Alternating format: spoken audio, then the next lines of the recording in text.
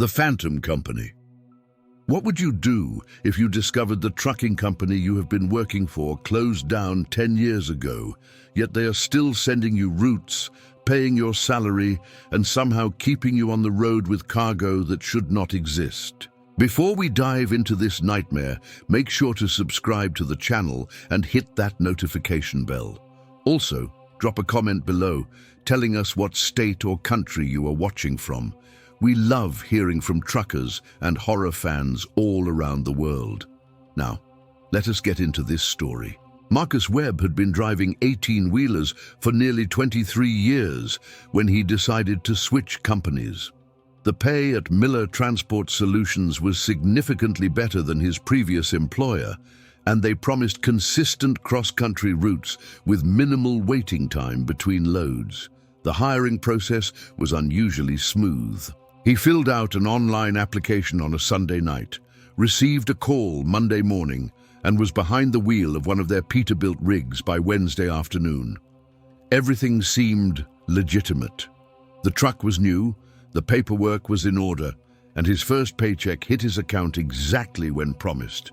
For the first 6 weeks, Marcus thought he had finally found the perfect gig. He would soon discover that perfection in the trucking industry always comes with a price, and sometimes that price is more than anyone should ever have to pay. Marcus had just finished his 14th run for Miller Transport Solutions when something unusual happened at a weigh station outside Amarillo, Texas.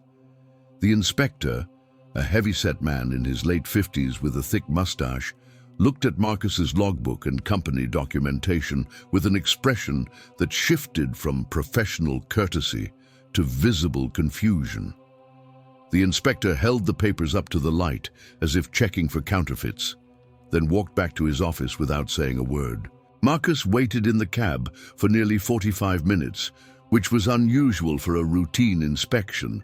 When the inspector finally returned, he was accompanied by another official, a younger woman with a tablet computer who appeared to be searching for something in a database. The conversation that followed would haunt Marcus for the rest of his life. The female inspector asked him directly when Miller Transport Solutions had hired him. Marcus explained that he had been working for them for about 6 weeks, running mostly southwestern routes between California and Texas. The two inspectors exchanged glances that Marcus could not quite interpret. The woman turned her tablet around to show him a screen displaying official Department of Transportation records. According to every database they could access, Miller Transport Solutions had ceased all operations in June of 2015, exactly 10 years and 4 months ago. The company had gone bankrupt following a series of fatal accidents and subsequent lawsuits that had destroyed their insurance coverage and reputation. The business license had been revoked, the fleet had been auctioned off, and the corporate entity had been formally dissolved. Marcus felt his stomach drop. He insisted there must be some mistake, pulling out his phone to show them his employment contract, his pay stubs, and photographs of his truck with the Miller Transport Solutions logo clearly visible on the doors. The inspectors examined everything carefully. The documents looked legitimate, but they could not explain how a company that had been legally dead for over a decade was somehow operating again. They ran the truck's VIN number and discovered another impossibility. The Peterbilt he was driving had been reported as totaled and scrapped in 2016 after being involved in one of the accidents that had contributed to the company's collapse. Yet here it sat, looking showroom new, with only 8,000 miles on the odometer. The weight station officials did not know what to do with this information. They could not impound a truck that technically did not exist according to their systems, driven by a man with apparently legitimate documentation for a company that was legally defunct. After several phone calls to supervisors and nearly 3 hours of bureaucratic confusion, they allowed Marcus to continue on his route with a warning to contact the Department of Transportation himself to sort out the discrepancies. Marcus left the weigh station feeling like reality had shifted beneath his feet. He tried calling the dispatcher number he had been using for weeks, but it went straight to a voicemail box that was full. He tried the main office number listed on his contract, but it had been disconnected. Every email address he had been corresponding with bounced back as undeliverable. Sitting in a truck stop parking lot that evening, Marcus did what he should have done before accepting the job. He searched online for information about Miller Transport Solutions. What he found made his hands shake as he scrolled through article after article. The company had indeed gone under in 2015, but the circumstances were far darker than simple bankruptcy. 7 drivers had died in a span of 14 months, all in accidents that investigators had described as highly unusual. Trucks had veered off roads for no apparent reason. Drivers had been found dead at the wheel with no signs of medical emergencies or intoxication. One truck had been discovered jackknifed across a highway, with the driver missing entirely, never to be found. The accidents had sparked investigations into possible vehicle tampering, but nothing conclusive was ever determined. The company's owner, a man named Richard Miller, had disappeared shortly before the final lawsuit was settled, and rumors suggested he had taken his own life, though no body was ever recovered. Marcus knew he should abandon the truck immediately and walk away from this nightmare, but 2 things stopped him. First, his bank account showed that Miller Transport Solutions had been paying him consistently and that money was very real. He had used it to pay bills, buy groceries, and send support to his daughter in college. Second, and more disturbingly, when he tried to walk away from the truck that night, he physically could not do it. Every time he moved more than 50 feet from the Peterbilt, he experienced crushing chest pain and difficulty breathing. When he returned to the truck, the symptoms vanished immediately. He tested this phenomenon 3 times before accepting the horrifying truth. He was somehow bound to this vehicle. The next morning, his phone pinged with a new message. It was a route assignment, sent from the same dispatch system that had been guiding him for weeks. The message instructed him to pick up a load from a warehouse in Oklahoma City and deliver it to an address in rural Montana. Marcus stared at the message for a long time before making a decision. If he was trapped in this situation, he needed to understand what was happening. He needed to see this through to whatever conclusion awaited him. He drove to the Oklahoma City warehouse address, which turned out to be an abandoned industrial building with broken windows and a parking lot full of weeds. Yet when he backed up to the loading dock, the bay door rolled open on its own, and inside he could see a fully loaded pallet waiting for him, shrink-wrapped and ready to go. There were no workers, no forklifts, no signs of human activity. The pallet simply slid into his trailer, as if pulled by invisible hands. The drive to Montana took 3 days, and during that time, Marcus experienced phenomena that defied rational explanation. His truck's fuel gauge never dropped below 3/4 full, no matter how many miles he drove. He encountered other vehicles on the highway that seemed wrong somehow, their drivers staring straight ahead with expressions of absolute emptiness. At rest stops, other truckers seemed unable to see him or his vehicle, walking past as if he were not there. He tried speaking to people at gas stations and restaurants, but they looked through him as if he were invisible. The only communications he received came through his truck's CB radio and his phone's dispatch app, messages that guided him turn by turn toward his destination. The delivery address in Montana was even more disturbing than the pickup location. It was coordinates rather than a street address, leading him down progressively smaller and more deteriorated roads until he was driving on what was barely more than a dirt path through dense forest. The GPS insisted he was approaching his destination, and finally he emerged into a clearing where an old truck terminal sat in advanced decay. The building looked like it had been abandoned for decades, with collapsed sections of roof and trees growing through cracks in the foundation. But the loading dock area was clear, and as Marcus backed his trailer up to it, he saw the overhead door was intact. It opened, and his trailer's contents were unloaded by means he could not see or comprehend. He felt the weight shift as cargo was removed, heard the sounds of movement and machinery, but saw nothing. When the trailer was empty, a new message appeared on his phone. It contained another route assignment, another pickup, another delivery. Marcus realized with sickening certainty that this would never end. He was now part of Miller Transport Solutions' eternal fleet, driving routes between places that existed in some shadow realm adjacent to the living world. He had become one of the ghost drivers, servicing the company's impossible logistics network. That night, parked in that abandoned terminal, he tried one last time to walk away from the truck.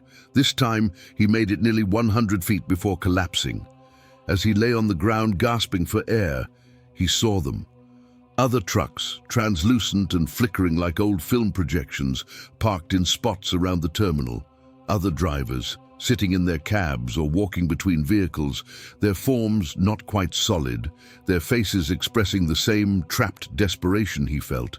Marcus understood then that the accidents 10 years ago had not been accidents at all. They had been a harvest. Richard Miller had made some kind of arrangement, some bargain that required drivers as payment. The company had not died. It had transformed into something that existed in the spaces between life and death, continuing its operations with a crew that could never quit, never retire, and never truly die. Marcus climbed back into his truck and started the engine. The next route was already loaded into his GPS, a pickup in Nevada, delivery in Maine. After that, there would be another and another, stretching forward into infinity. He still drives those routes today. If you are on a lonely highway late at night and see a Peterbilt with the Miller Transport Solutions logo that seems slightly out of focus, slightly wrong in ways you cannot quite articulate, that might be Marcus. He has been trying to find a way to break free, to warn others, to somehow communicate with the living world. Sometimes he thinks he succeeds in making himself visible for just a moment. Sometimes he thinks other drivers can almost see him. But mostly, he just drives, completing deliveries to places that should not exist for a company that died a decade ago yet refuses to stop operating. The pay still hits his account, though he cannot access it anymore. The routes still come, one after another. And somewhere out there, Miller Transport Solutions is still hiring, their online applications still accepting submissions, waiting for the next driver who needs a job badly enough not to ask too many questions until it is far too late to turn back. The wrong name. Imagine being a truck driver who keeps getting called by someone else's name over the radio, and then discovering that name belonged to a driver who died in a horrific accident just 1 month ago on the exact same route you are now driving. If this story is giving you chills, go ahead and smash that subscribe button and turn on notifications so you never miss our horror content. And do not forget to comment below with your state or country. We have viewers from all over the world and we want to hear from you. Now let us continue with Jake's story. Jake Morrison was only 26 years old when he got his commercial driver's license and landed his first real trucking job with Redline Freight Systems.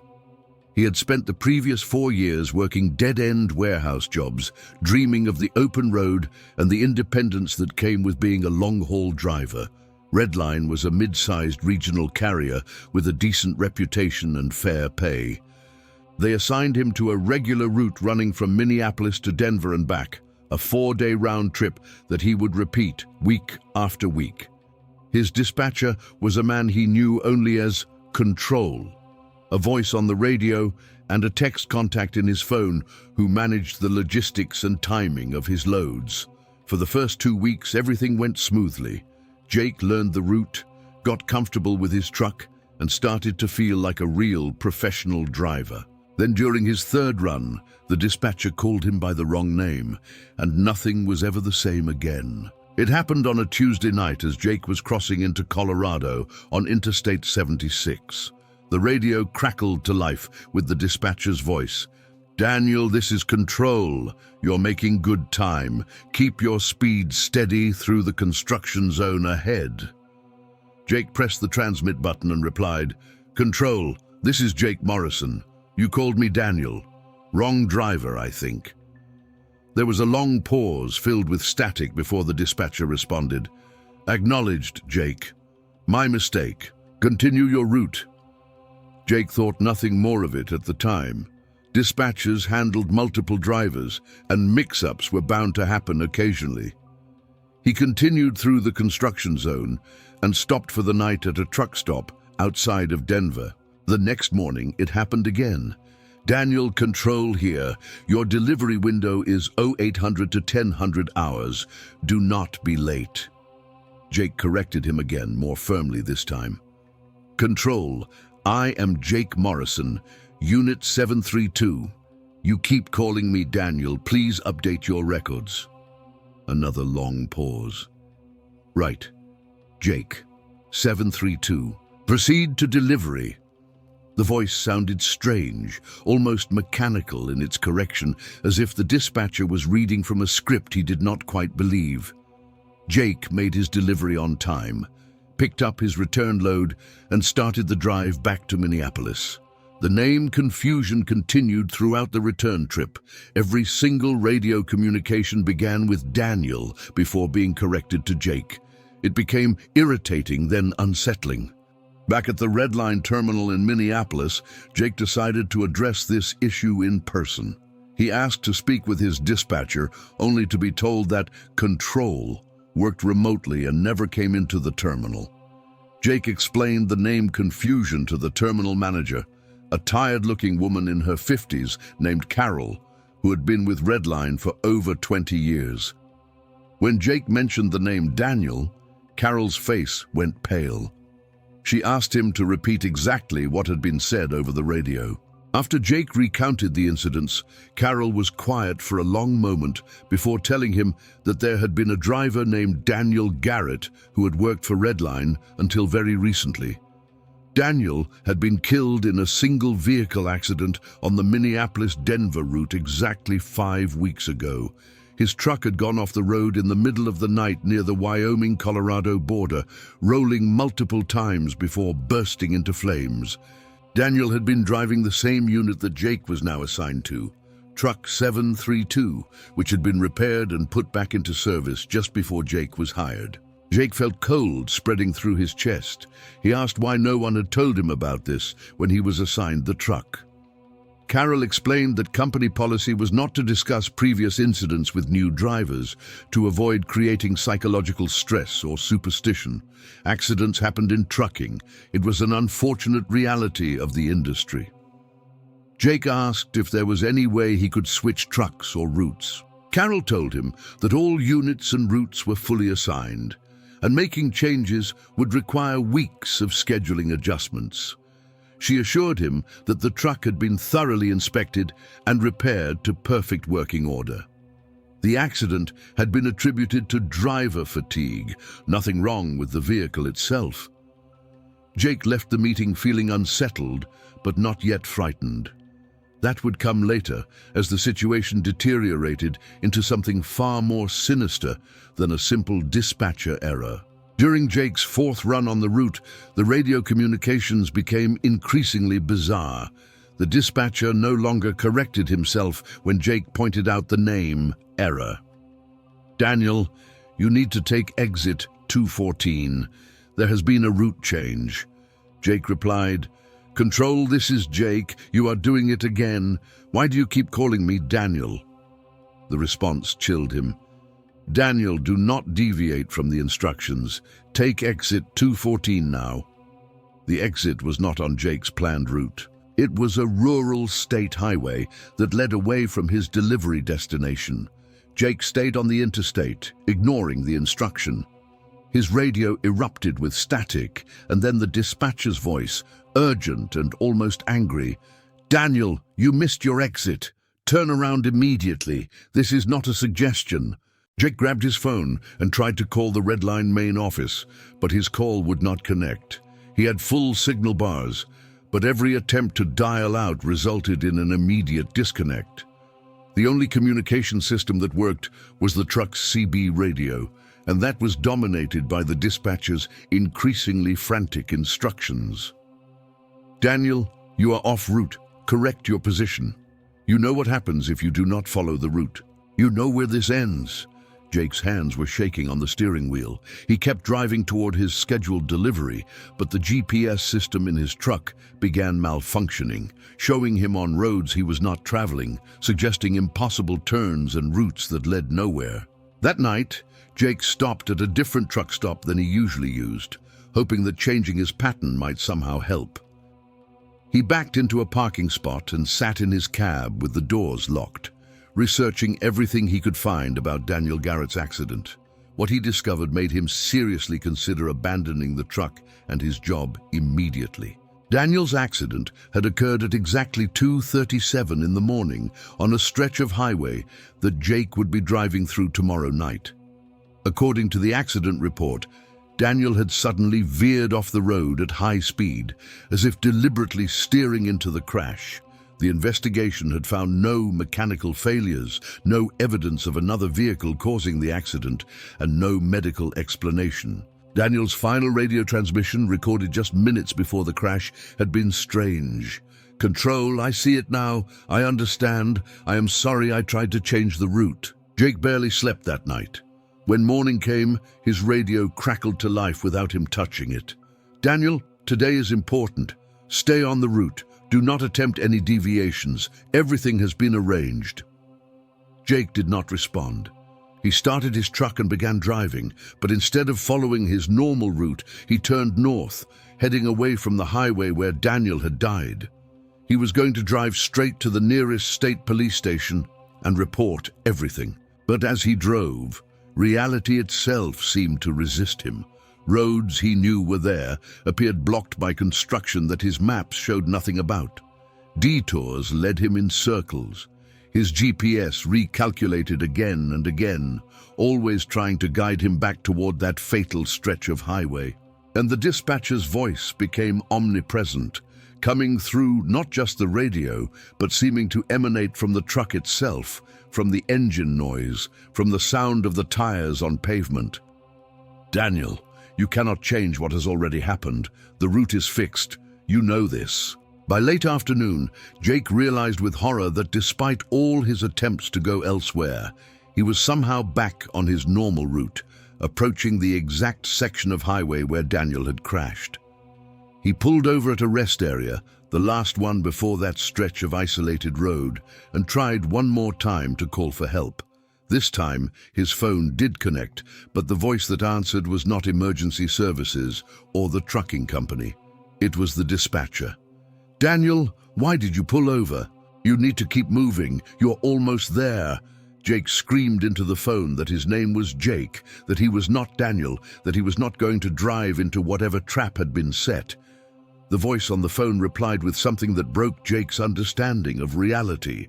"You have always been Daniel. Jake Morrison was just a name you tried to use to escape, but you cannot escape your last run. You have to finish it." Jake threw the phone out the window and ran from the truck. He made it perhaps 200 yards before a state trooper pulled into the rest area and approached him.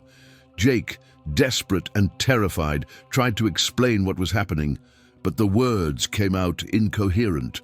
The trooper asked for his license and registration. When Jake provided them, the trooper looked at the ID for a long moment before asking, "Sir, why does your license say Daniel Garrett if you are telling me your name is Jake Morrison?" Jake snatched the license back and stared at it in disbelief. The photo was his face, but the name printed on it was Daniel Garrett. He checked his commercial driver's license. Same thing, Daniel Garrett. He pulled out his credit cards, all bearing the name Daniel Garrett. His insurance card, his employee ID, everything had changed. The trooper, now concerned about Jake's mental state, called for backup. While they waited, Jake ran back to his truck and searched frantically through his paperwork.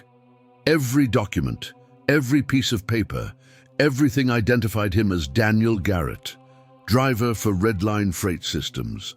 His logbook showed entries in handwriting that was not his, describing trips he did not remember taking. The most recent entry was from last month, the day before Daniel's fatal accident, and it ended mid-sentence. "Control keeps giving me instructions that do not make sense. I think something is wrong with this route. I'm going to try to... The rest was blank. Jake sat in the driver's seat as police surrounded the truck. He looked at the clock on the dashboard. 2:19 in the morning. 18 minutes until Daniel's accident time. The radio came to life one final time.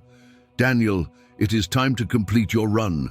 This is where your route ends. This is where it has always ended. You can accept it now, or you can fight it and still end up in the same place. Other drivers will come after you. The route continues. But your part is almost over. Jake put his hands on the steering wheel. The police were shouting at him to step out of the vehicle.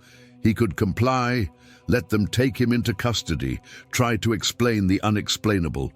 Or he could drive, complete the route, finish what Daniel had started. In the end, he started the engine. The police scattered as the truck lurched forward. Jake accelerated onto the highway toward the spot where Daniel had crashed. Whether Jake Morrison and Daniel Garrett were the same person, whether time had somehow looped back on itself, whether he was trapped in Daniel's final moments, or whether something far stranger was occurring, he would never know. The last thing he remembered was the dispatcher's voice saying, "Welcome home, Daniel." The vanishing co-driver. What would you do if your co-driver completely disappeared from a locked truck while you were asleep, but his seatbelt remained buckled as if his body had simply evaporated from inside it? Before we get deep into this disturbing story, make sure you are subscribed to our channel and hit that bell icon. Also, leave a comment telling us where you are watching from, whether you are in the United States or anywhere else in the world. We love connecting with our audience. Now let us dive into Tom's nightmare. Tom Hendricks had been driving for Crossland Logistics for 17 years, and in that time, he had seen almost everything the trucking life had to offer. He had driven through blizzards and hurricanes, dealt with mechanical failures in the middle of nowhere, encountered every type of difficult customer and dispatcher imaginable, and logged well over 2 million miles without a single preventable accident. He was a consummate professional, methodical and careful, which was exactly why Crossland assigned him to train new drivers. His latest trainee was a man named Lewis Park, 38 years old, former military, who had recently obtained his CDL and was completing his mandatory supervised driving hours before being cleared for solo runs. Lewis seemed competent and reliable during their first few runs together. He followed instructions well, handled the truck smoothly, and was pleasant company during the long hours on the road. Tom had trained enough drivers to recognize when someone would make it in this industry, and Lewis had all the right qualities, which made what happened on their fifth run together all the more impossible to comprehend or explain. They were running a load from Atlanta to Seattle, a cross-country haul that would take 4 days of steady driving. Tom and Lewis were working in shifts, each driving while the other slept in the cab's sleeper berth. This was standard practice for team driving operations, allowing the truck to keep moving almost continuously and cutting delivery times nearly in half. They had made it to eastern Montana, passing through an especially isolated section of highway that stretched for over 80 miles without any towns, gas stations, or services of any kind. It was close to 3 in the morning, and Tom was sleeping in the back while Lewis drove. Tom had always been a light sleeper during runs, trained by years of experience to wake at any sign of trouble, any change in the truck's sound or motion that might indicate a problem. But that night, he slept deeply and dreamlessly until something jolted him awake. When Tom opened his eyes, the truck was parked on the shoulder of the highway, engine idling, all lights on. He checked his watch, 4:47 in the morning. They had been stopped for an unknown amount of time. Tom climbed out of the sleeper berth and into the front of the cab, expecting to find Lewis taking a break or dealing with some minor issue. What he found instead defied all logic and reason. The driver's seat was empty. The seatbelt was still fastened, buckled, and pulled tight exactly as it would be if someone were sitting there, the shoulder strap and lap belt forming a clear outline where a body should have been. But Lewis was gone. Tom stared at the buckled seatbelt for several seconds, his tired brain trying to process what he was seeing. There was no possible way someone could unbuckle a seatbelt, get out of it, and then somehow rebuckle it from outside or behind. The physics did not work. Tom immediately checked the rest of the cab. Both doors were locked from the inside, something he confirmed by examining the lock mechanisms. There was no way Lewis could have exited and locked the doors behind him. The locks were manual, requiring physical manipulation from inside the cabin. Tom unlocked and opened both doors, then climbed out to search around the truck. He walked the full perimeter of the rig, checking the trailer, looking underneath the chassis, scanning the dark highway in both directions. There was no sign of Lewis anywhere. The landscape on either side of the road was flat scrubland with sparse vegetation, offering visibility for nearly a mile in the moonlight. If Lewis had walked away for any reason, Tom would be able to see him. But the highway was completely empty.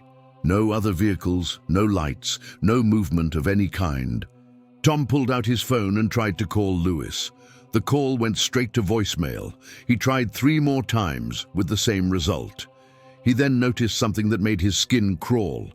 Lewis's phone was still in the cup holder between the seats, where he always kept it while driving. His wallet was there too, along with his water bottle and the sandwich he had been eating earlier. Everything Lewis had with him was still in the truck. Tom checked the sleeper berth thoroughly, thinking perhaps Lewis had somehow moved back there without him noticing, but that made no sense given the buckled seatbelt.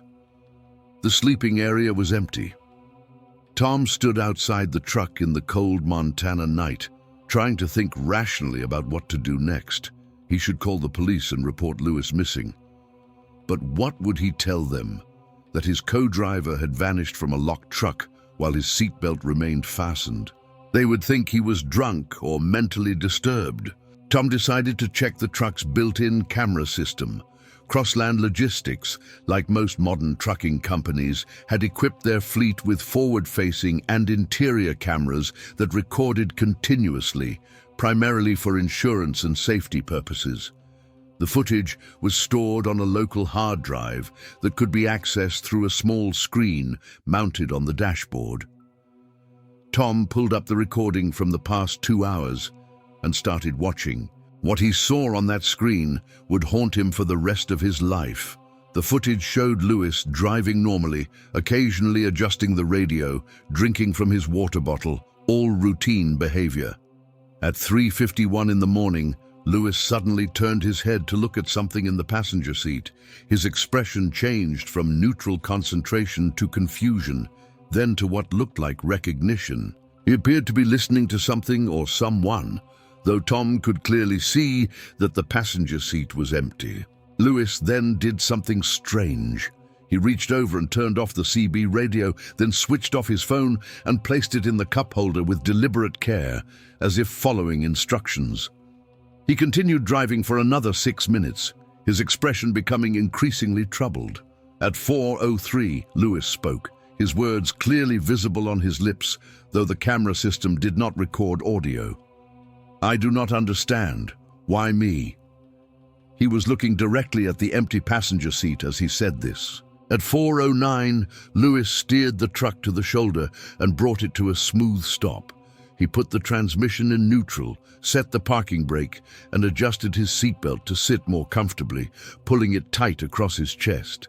Then he placed both hands in his lap and sat completely still, staring straight ahead through the windshield. For 11 minutes, Lewis did not move at all. He did not appear distressed or frightened, just utterly motionless, as if waiting for something. The camera showed the empty cab, Lewis in the driver's seat, nothing else. Then, at exactly 4:20, Lewis simply ceased to exist. There was no fade, no blur, no visual effect of any kind.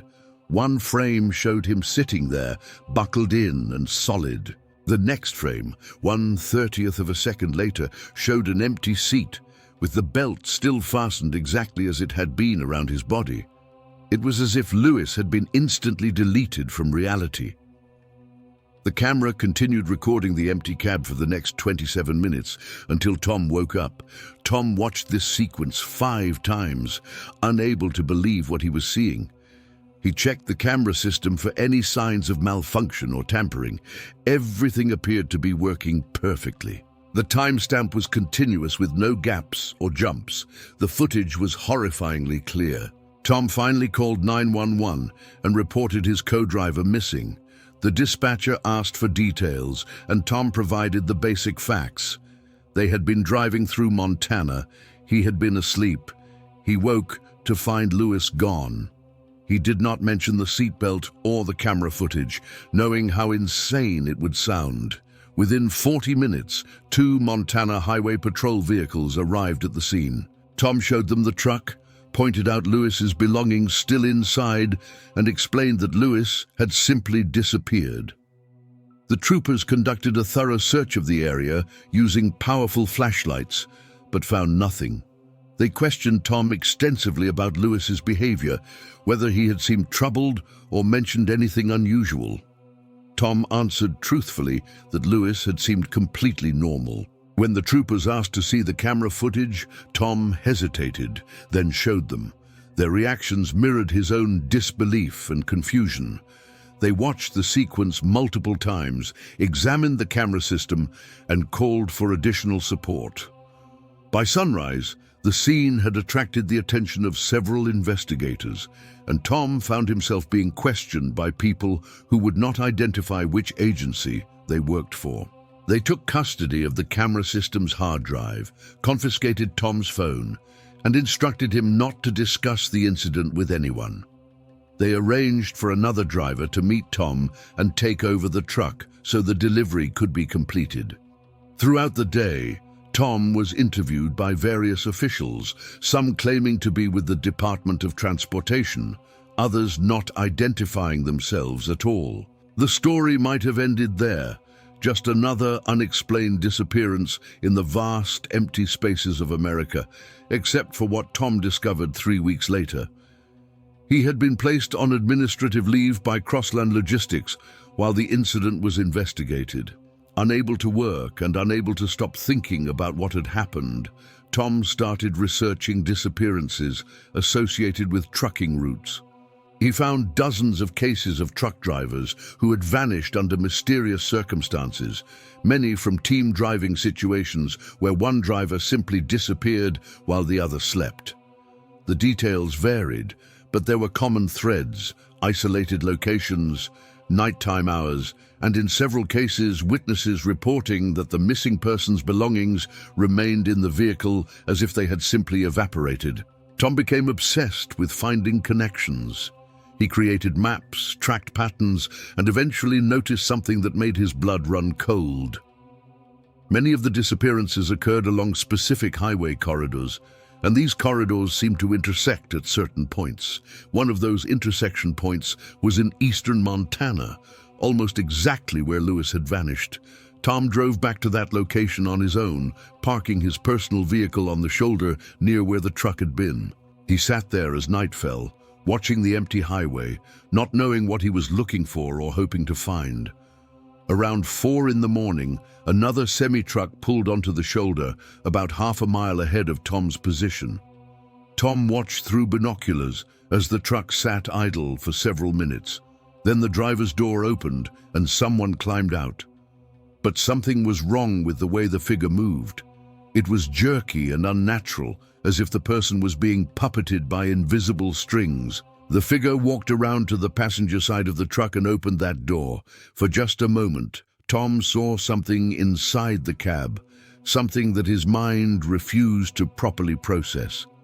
It looked like a space that was larger on the inside than the truck's cabin should allow, a darkness that seemed to extend infinitely backward. The figure climbed into that space and disappeared. The passenger door closed on its own. The truck sat there for another minute, then slowly pulled back onto the highway and drove away. Tom tried to follow it, but the truck accelerated to impossible speeds and vanished into the night. When Tom later checked online news reports, he found a story about a truck driver named Marcus Chen, who had been reported missing after his co-driver woke to find him gone from their vehicle in eastern Montana. Marcus's seatbelt had been found still buckled, as if he had vanished from inside it. Tom never drove professionally again. He tried to warn other truckers about the disappearances, posting in online forums and trying to map the dangerous corridors.